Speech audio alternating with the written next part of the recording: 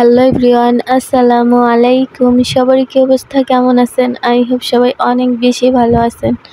আলহামদুলিল্লাহ, আল্লাহর অশেষ রহমতে আমরা কিন্তু অনেক ভালো আছি।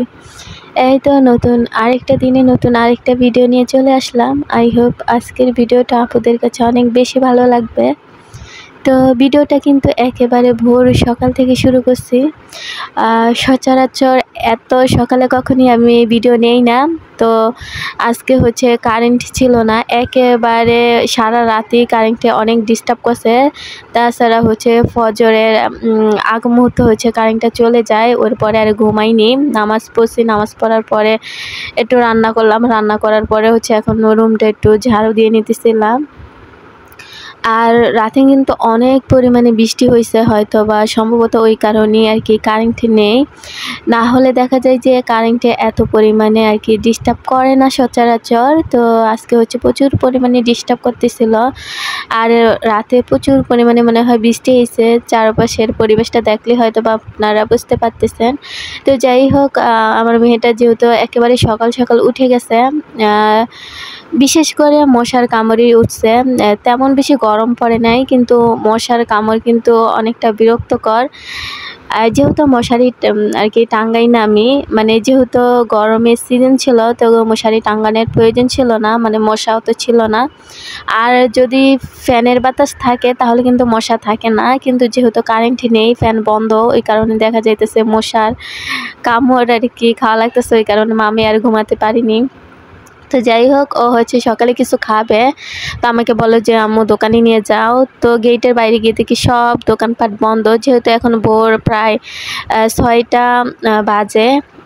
তো তেমন কোনো দোকানপাটই খোলেনি, শুধু ওই কর্নারের একটা আর কি মুদির দোকান খুলছে, আর সবই বন্ধ। তো মেয়েকে বুঝ দিলাম যে ওই যে দেখো রোড পার হয়ে গিয়ে আমাকে আনা লাগবে, তো তোমাকে পরে কিনে দিব, এই দোকানগুলো খুলুক। তো এই তো আমি কিন্তু বাসায় চলে আসছি, গেটের বাইরে টুকি মেরে দেখলাম মেয়েকে নিয়ে। তারপরে বাসায় এসে বললাম যে তুমি ভাত খেয়ে নাও।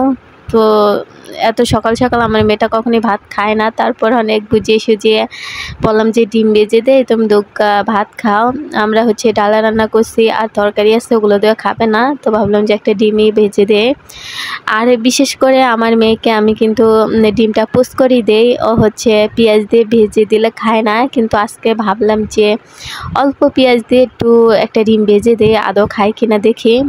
কারণ সব কিছু তো আস্তে আস্তে মানিয়ে নিতে হবে।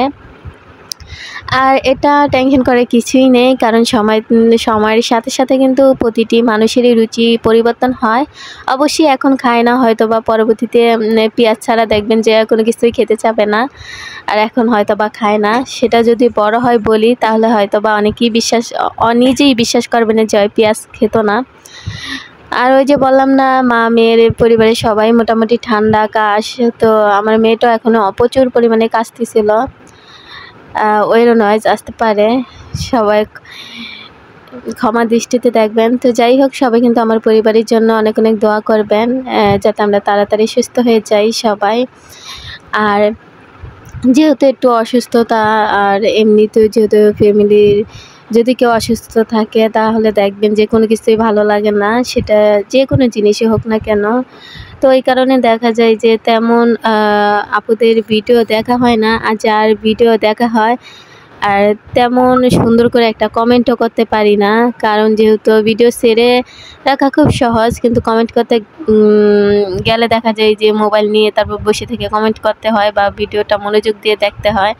হয়তো বা অসুস্থ থাকলে বা অন্য কেউ অসুস্থ থাকলে ওরকম মন মানসিকতা থাকে না, তখন হয়তো বা ভিডিওটা ছেড়েই রাখতে হয়। তো যাই হোক, আমি কিন্তু এই যে ওকে খাওয়ানোর পরে আর তেমন কোনো ভিডিও নিই নি। এটা হচ্ছে প্রায় 11টার দিকের ভিডিও। আমি হচ্ছে কিছু মশলা আর কি বেটে নিতেছিলাম, আর কি মশলা আর কি আগে আমি ব্লেন্ডার করে রাখছি, ওগুলোই হচ্ছে খাওয়া শেষ হয়েছে। এখন হচ্ছে যেহেতু নেই, মানে আদা আর হচ্ছে কি আদাটা যেহেতু একটু কম লাগে, তো আদাটা আছে, আর রসুন আর হচ্ছে জিরা বাটাটা শেষ হয়ে গেছে, তো ওগুলো হচ্ছে ভাজতেছিলাম। তো আমি এখানে পেঁয়াজ বেটে নিলাম, তারপরে কিন্তু আমি পেঁয়াজ, তো যা মশলা ছিল, গরম মশলা, তারপর হচ্ছে জিরা, সবই আমি বেটে নিছি আর হাতে মাখিয়ে মাংসটা বসিয়ে দিছি। আর মাংসটা কিন্তু আর কি আমি হাতে মাখিয়ে বিশেষ করে বলতে কি বেশিরভাগই আমি হাতে মাখিয়ে রান্না করি। বিশেষভাবে আমার কাছে হাতে মাখিয়ে রান্না করলেই বেশি ভালো লাগে। যে কোনো জিনিস দেখবেন যে হাতে মাখিয়ে রান্না করলে বা হাতের স্পর্শ পেলে খাবারের স্বাদ কিন্তু আরও বেড়ে যায় আমার মনে হয়। দেখবেন যে হাতে মাখিয়ে একটু ম্যারিনেট করে রেখে দিলে দেখবেন যে মাংসটা বেশি ভালো লাগে। তো আমি একটু 5 মিনিটের জন্য একটু রেখে দিয়েছিলাম মশলাটা মাখিয়ে, তারপরে এই তো ভালো করে হচ্ছে কষিয়ে নিতেছিলাম। আর আমি কিন্তু বেশি পরিমাণে ঝোল রাখবো না, এই কারণে ঝোলের পরিমাণটা কষানোর পরে আমি ঝোলের পরিমাণটা কিন্তু অল্পই দিছি। আর বিশেষ করে যেহেতু গরুর মাংস, আমি কিন্তু গরম পানিটা ইউজ করছি যাতে মাংসটা তাড়াতাড়ি সিদ্ধ হয়ে যায়। তো এই তো আজকে এই রান্না বান্না, আর তেমন কিছুই আমি রান্না করব না। তো আমি দেখা যায় যে ইদানিং ঠিক মতো আর কি ভিডিও দিতে পারি না, হয়তোবা সমস্যার কারণে। তো অনেকে হয়তোবা পোস্ট করে বলে দেয় যে আজকে আমি ভিডিও দিতে পারবো না, কিন্তু এই জিনিসটা আমি আর কি করি না। তো আমার মনে হয় যে বলে দেওয়াটা ভালো, কারণ অনেক আপুরা দেখা যায় যে ভিডিওর অপেক্ষায় থাকে। তো যাই হোক, যে আপুরা ধৈর্য ধরে ভিডিও এতটুক চলে আসছেন, আই হোপ ভিডিওটা একটু হলেও ভালো লাগছে। আর একটু হলেও ভালো লাগলে প্লিজ একটা লাইক দিয়ে দিবেন।